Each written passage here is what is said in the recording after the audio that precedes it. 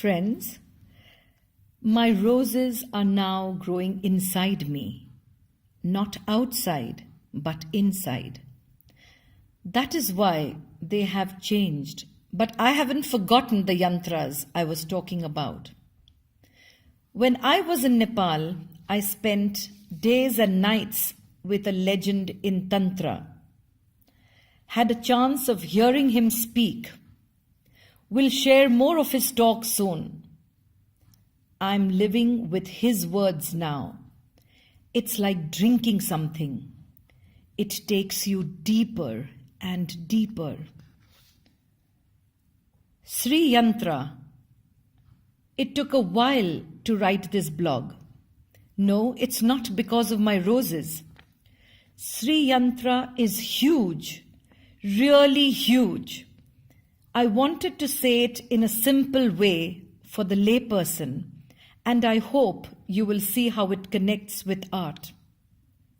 Yes, I can initiate you into this Tantra, but I will be happy if you can see this as art, or how it connects with art. I'm working on paintings based on different yantras. Don't be surprised. I can work on rose, yantra at the same time. Working on one gives me perspective on the other, and I keep going back from one to other. Life in the hills was tough. As a little boy, I was open, so it became normal for me.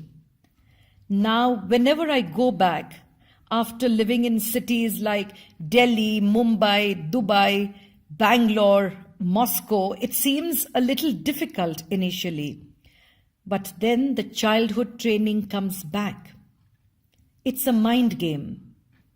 And I know in the hills I will always find a way. That's my home base. There, life is minimal. We eat maybe once or twice a week. It is chai and chillam. And it is 24/7 work, meditation and tantra. The way I learnt it, it is called Samayachara approach of Tantra, considered the highest form. In this Tantra, you work with practically nothing. It is mostly mental. So you need to learn to focus, and the better you are at it, the greater your success. If you think that only high-tech companies have high standards of quality, in Tantra practice, it is sometimes life and death. So focus. Intense focus is what you first learn. Get a hard hit on the head when concentration breaks. So teaching methodologies are ancient, but they work. And for me, what works is truth. Today, I want to talk about Sri Yantra.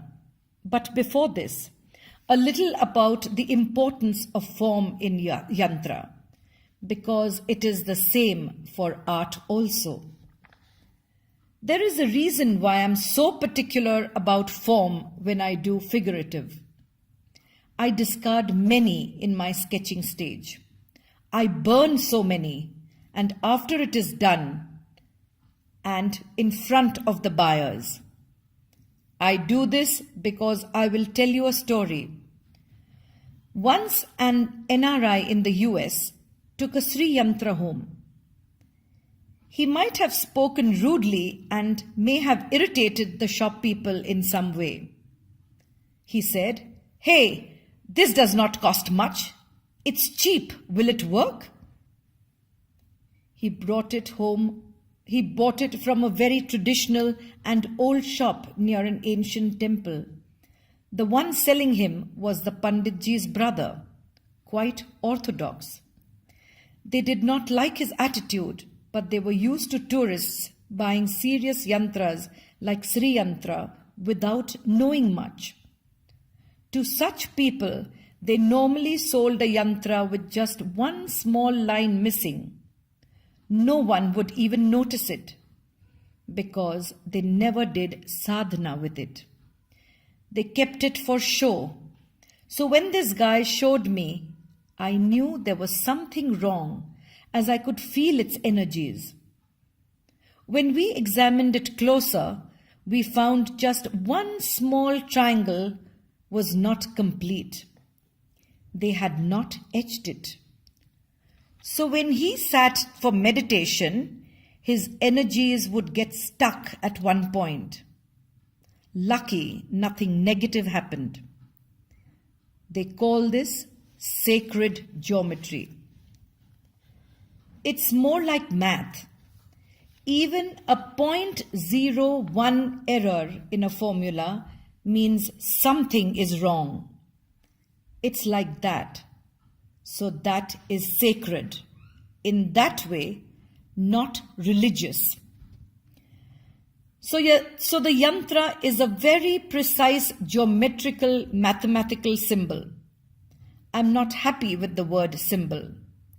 Symbol means it represents something else. It is not the real thing. Like the Red Cross logo is a symbol, but not the Red Cross organization. Even your name is a symbol of you, but it's not you. It's a symbol. A yantra is not a symbol. It is real. It is like a pill or tablet you are taking, but it needs to be actualized. So when you want to meditate on it, you have to activate it like a SIM card, like it needs to be activated first. And that is where your meditation comes in. Mantra comes in. So you need the software to activate it. Okay, so let's get slow. Because there is so much to enjoy as we learn. My master used to take us for walks in the mornings, and it was just to slow down as you saw the hills and plants, animals, the river, the rocks, the sky. So you pick up deeper meanings. It's all there. The knowledge inside. The external is just like a portal. Your eyes see something and inside a door opens. This is the approach of Yantra. So before we get to Sri Yantra, you should know some more basics. I'm trying to make it as simple as the rose, but here we are talking geometry and science. But I will try. Coming back to why I'm particular about form. Every object is actually a yantra, balanced or imbalanced. The human body is the ultimate yantra. Without realizing, we are creating yantras. Like when you draw patterns in the sand, arranging flowers in a vase, even rangoli, the bindi on the forehead. I used to give a lot of flowers in my college days, even though I didn't have much money. But like I said, I used to put it, sometimes all of it, in one arrangement. I gave it to someone very special. So the way I arranged it, it was unique for that special person. So that was a yantra that carried all my feelings and energies, maybe more powerful than a diamond or a love letter. And great art is a lot about getting that geometry right, just like in yantras. So a painting is a yantra too. A sculpture is what is called a meru. Meru is a 4D yantra, meaning it has length, width and height.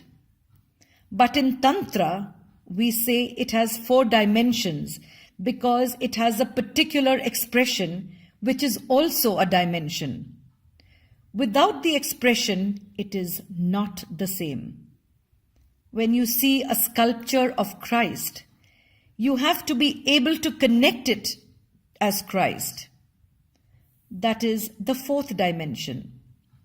So why I am particular about the form is because it can have a different impact, even opposite of what I want it to be. And it is not just what meaning it has to you, it is a yantra. My knowledge of yantra will come in even if I don't try to get it in. That happens when you have mastered something. It's called siddhi or mastery. Love, Bharat Thakur.